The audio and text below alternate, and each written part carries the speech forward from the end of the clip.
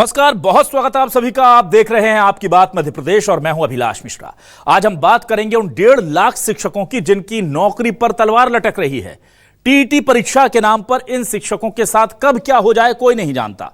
Supreme court का आदेश है, इसलिए राज्य सरकार को भी उनकी मजबूरी है कि उसे उसकी पालना करनी है। लेकिन बीच का रास्ता निकालने के लिए लगातार ये शिक्षक सरकार से मांग कर रहे थे।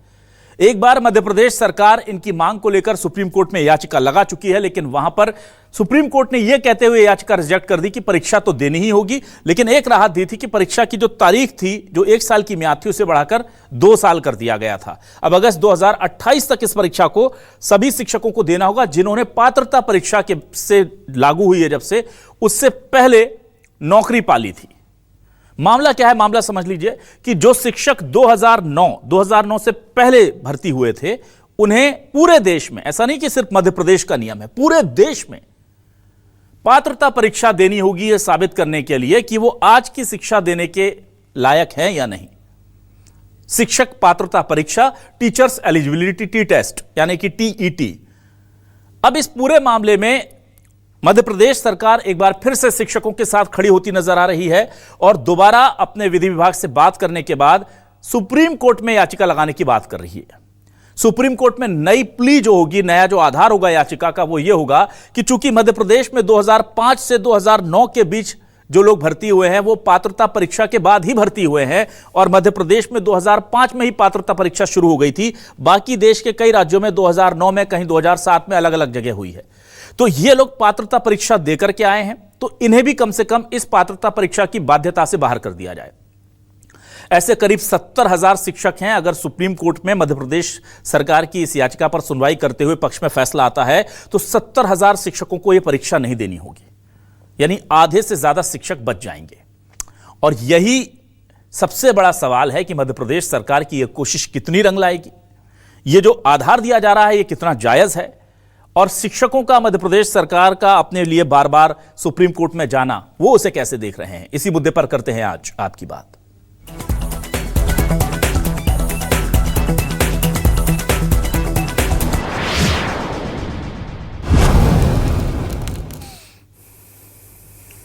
तो सबसे पहले सुनते हैं कि शिक्षकों का कहना क्या है इस पूरे मामले को लेकर, वो क्या चाह रहे हैं, और सरकार जब दूसरी बार सुप्रीम कोर्ट में उनकी याचिका लगाने जा रही है उनके हित में, वो क्या कह रहे हैं, सुनिए।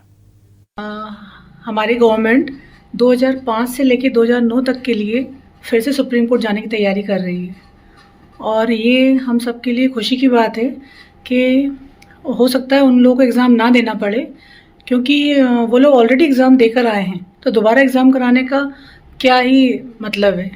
तो हमारी सरकार का जो ये निर्णय है वो बहुत अच्छा है कि वो फिर से इस पर विचार करे।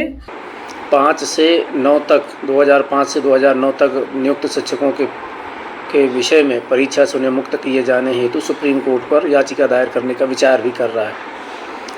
ऐसी परिस्थिति में शिक्षक साथी बड़ी दुविधा में है। उन्हें परीक्षा की तैयारी करना चाहिए कि शासन के इस प्रयास का जो शासन करने जा रही है उसके निर्णय की प्रतीक्षा करना चाहिए।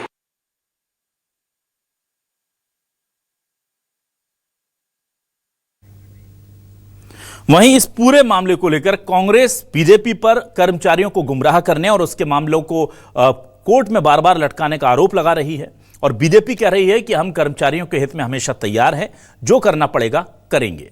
बीजेपी और कांग्रेस के बयान भी सुन लीजिए। वो ये कर रही है कि हम 2005 से 2009 के बीच में जो शिक्षक बने हैं उनको टीईटी के दायरे से दूर रखा जाए। अरे भाई, पूरी व्यवस्था ही आपने खराब कर दी। जिन शिक्षकों के पढ़ाए हुए बच्चे आईएएस बन गए, आईपीएस बन गए, उनको अब आप याद दिला रहे हैं कि आप शिक्षक बनने के लायक हो कि नहीं हो, उनकी परीक्षा ले रहे हो। गुरुजनों को साक्षात अपमान कर रहे हो, उन्हें बेरोजगार करने की दिशा में आप काम कर रहे हो। सच बात यही है कि सरकार का फेल्यूर इसी बात से साबित होता है कि क्या पहले आपने शिक्षकों की भर्ती की तो उनको अपने मापदंडों पे खरा नहीं पाया था? क्या आपने गलत भर्तियां कर ली थी क्या? जिस तरह से न्यायालय के निर्देश के उपरांत टीईटी की अनिवार्यता हुई है, भारतीय जनता पार्टी सरकार सभी न्यायिक पक्षों के ऊपर काम कर रही है ताकि प्रदेश के सभी शिक्षकों के हित सुरक्षित हो सके। साथ ही सरकार इस मामले में न्यायालय में अपील भी करने जा रही है। कांग्रेस जैसी पार्टियां केवल और केवल संवेदनशील विषय पर राजनीति करती हैं, जबकि कांग्रेस शासित तेलंगाना और कर्नाटक में पहले ही इस निर्णय को लागू किया जा चुका है। वहां कांग्रेस की सरकारों ने न्यायालय में किसी तरह का पक्ष नहीं रखा। ये भाजपा सरकार है जो प्रदेश के सभी शिक्षकों के हित सुनिश्चित करेगी। और आइए अब देखते हैं आज के सवाल क्या है। सवाल लेकर आ रहे हैं आपके सामने। सवाल ये रहे आपके टेलीविजन स्क्रीन पर। 2005 से 2009 तक के शिक्षकों को टीईटी नहीं देनी पड़ेगी। सुप्रीम कोर्ट में 70,000 शिक्षकों की लड़ाई मोहन सरकार लड़ेगी। एमपी में 2005 से ही शुरू हो गई थी शिक्षक पात्रता परीक्षा, फिर टीईटी के नाम पर क्यों एग्जाम दोबारा होगा? कांग्रेस बोली जानबूझकर शिक्षकों को अटका रही सरकार। बीजेपी बोली कर्मचारियों के लिए हम हमेशा तैयार।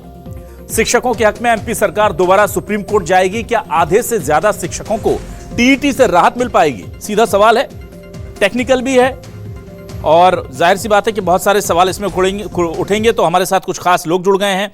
मेरे मेहमानों का तारुफ आपसे करा देता हूं। डॉक्टर प्रेम व्यास जी जुड़ गए हमारे साथ, बीजेपी से वरिष्ठ नेता प्रवक्ता, बहुत स्वागत करता हूं उनका। अमित तावड़े जी कांग्रेस से वरिष्ठ नेता प्रवक्ता जुड़ गए, उनका बहुत स्वागत करता हूं। मेरे साथ रागिनी सैनी जी जुड़ गई हुई हैं, जो शिक्षक हैं, उनका स्वागत करता हूं। वरिष्ठ पत्रकार के तौर पर रंजन श्रीवास्तव जी हमारे साथ जुड़ गए, उनका भी स्वागत करता हूं। सबसे पहले रागिनी जी आपके पास आता हूं। रागिनी जी, 2005 से 2009 के बीच जो शिक्षक भर्ती हुए थे, क्या उन्होंने टीईटी परीक्षा दी थी या कोई पात्रता परीक्षा दी थी जिसके आधार पर हम अब सुप्रीम कोर्ट में दोबारा जाने वाली है मोहन सरकार? सभी को नमस्कार। सबसे पहले तो 2005 से गवर्नमेंट ने वापस से पुनः पात्रता परीक्षा शुरू करी थी। मैं खुद 2005 की मेरी पोस्टिंग है और 2005 में मैंने खुद एग्जाम क्लियर किया था। तो 2005 से 2009 के बीच शिक्षक पात्रता परीक्षा मध्य प्रदेश सरकार लेती थी और उसमें भी मेरिट के आधार पर शिक्षकों का चयन किया जाता था। और वो परीक्षा कोई साधारण कठिन, मतलब उसका लेवल भी बहुत हाई था। तो हम ये नहीं कह सकते कि ये जो शिक्षक आए हैं 2005 से लेके 2009 तक के, उन्होंने किसी भी तरह की चयन परीक्षा पास नहीं करी है। ये चयन परीक्षा उत्तीर्ण कर आए हैं। इसके अलावा उसके बाद जैसे ही सीएम राइज स्कूल के कॉन्सेप्ट आए तो वापस से शिक्षक वहां जाने के लिए दोबारा एग्जाम उन्होंने दिया। तो मैं तो दो एग्जाम क्लियर करके बैठी हूँ और उसके बाद भी अगर मुझे एग्जाम देना पड़ा तो ये थोड़ा सा मेरे लिए वो है कि मेरी योग्यता पर सवाल उठाया जा रहा है। ठीक है। और आपको लगता है ये जो चयन परीक्षा है इसे सुप्रीम कोर्ट पात्रता परीक्षा के तौर पर स्वीकार करेगा, या जो 2009 के बाद जो पात्रता परीक्षा हो रही थी कहीं उसमें कोई बुनियादी अंतर तो नहीं है जिसकी वजह से टेक्निकल ग्राउंड पर यह केस कमजोर हो जाए? ये सबसे बड़ा एक प्रश्न है कि सुप्रीम कोर्ट क्यों 2005 से 2009 के बीच का जो स्लॉट है उसको पात्रता परीक्षा नहीं ले रही। क्योंकि 2009 के बाद भी जो परीक्षा हुई है तो वो टेट परीक्षा तो थी नहीं। टेट परीक्षा तो 2018 के बाद लागू हुई है। तो उस ड्यूरेशन में सरकार, मतलब क्यों सुप्रीम कोर्ट उसको परीक्षा नहीं मान रही है? मुझे तो लगता है दोनों में कोई अंतर नहीं था। दोनों परीक्षाएं सेम तरीके से ली गई थी, क्योंकि 2010 के बाद जो परीक्षा ली गई है वो कोई अलग तरीके से नहीं ली गई, इसी तरीके से ली गई है। पहली परीक्षा व्यापम ने ली थी, बाद में दूसरे विभाग द्वारा ली गई है परीक्षा। तो आप ये कह रहे हैं कि 2018 से पहले वाली परीक्षाएं, 2009 से 18 के बीच वाली, वो भी चयन परीक्षाएं ही थी, वो भी टीईटी परीक्षा नहीं थी, आप ये कहना चाह रही हैं? हाँ, वो भी चयन परीक्षाएं थी, वो कोई टेट परीक्षा नहीं थी। ठीक है। टेट का कॉन्सेप्ट तो 2018 से आया, उसके बाद वो परीक्षा हो रही है। उससे पहले तो सेम यही परीक्षाएं हुआ करती थी। फिर 2005 से 2009 के बीच के ही लोगों को क्यों छोड़ा जा रहा है? ठीक है, चलिए ठीक है, आपकी बात बहुत अच्छे तरीके से आपने रखी। अब मैं इस पूरे मामले पर अमित तावड़े जी आपके पास आता हूं। अमित जी, देखिए ये पूरा मामला इसलिए भी बहुत बड़ा है क्योंकि लाखों शिक्षकों का मामला है। 1.5 लाख शिक्षक, 1.5 लाख शिक्षक मतलब उनके परिवारों को जोड़ ले तो ये बहुत बड़ा वर्ग है और सीधे नौकरी पर तक तलवार है। उनके प्रमोशन नहीं होंगे, उनकी नौकरी जा सकती है, बहुत बड़ी दिक्कत है। सुप्रीम कोर्ट में एक बार मोहन सरकार गई थी, लेकिन वहां पर चूंकि 65 याचिकाओं को, सारी बाकी और भी देश के अलग अलग राज्यों से याचिकाएं आई थी, उनको खारिज कर दिया गया। अब दोबारा इस प्ली पर जब जा रही है सरकार, तो आपको क्या लगता है, ये आधार आपको वैलिड लगता है, ग्राउंड ठीक लगता है इस पर जाने का? देखिए, अंधेर नगरी और चौपट राजा, ये डबल इंजन की जो सरकार है, ट्रिपल इंजन की जो सरकार है, वो कहीं ना कहीं सारे कोई भी वर्ग हो, चाहे छात्र हो चाहे शिक्षक हो, सभी का जो है वो भाग्य जो है अधर में लटका हुआ है।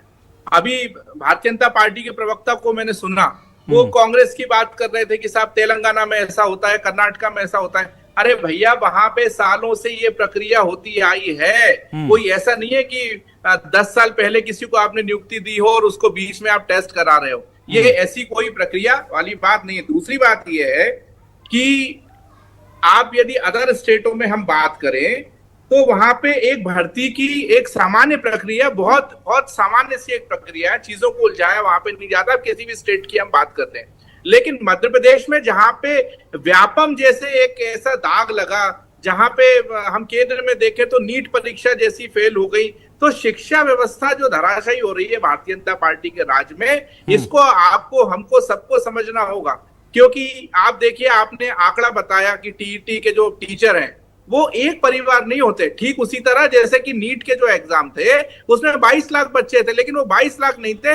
यदि माता पिता और उनके और भाई बहन मिलाएं तो 1 करोड़ का आंकड़ा पहुंच जाता है। लेकिन फिर भी सरकार की आंख में कुछ भी नहीं हुआ, कान बंद कर लिए, आंखें बंद कर ली। और आज जो है मध्य प्रदेश में भी वही स्थिति है। आप कह रहे हो कि हम कोर्ट में लड़ाई लड़ेंगे। अरे जब वो अपने हक की लड़ाई लड़ने आते हैं वो शिक्षक, तो आप उनको भोपाल के शाहजहानाबाद में जो टीचर, हमारी महिला टीचर है, अपने बच्चों को गोदी में लेकर आती हैं, उनको आपकी मध्य प्रदेश की पुलिस उठा उठा कर ले जाती है, तब कौन सा कोर्ट का रुख होता है? तो ये भारतीय जनता पार्टी की कथनी करनी में अंतर है।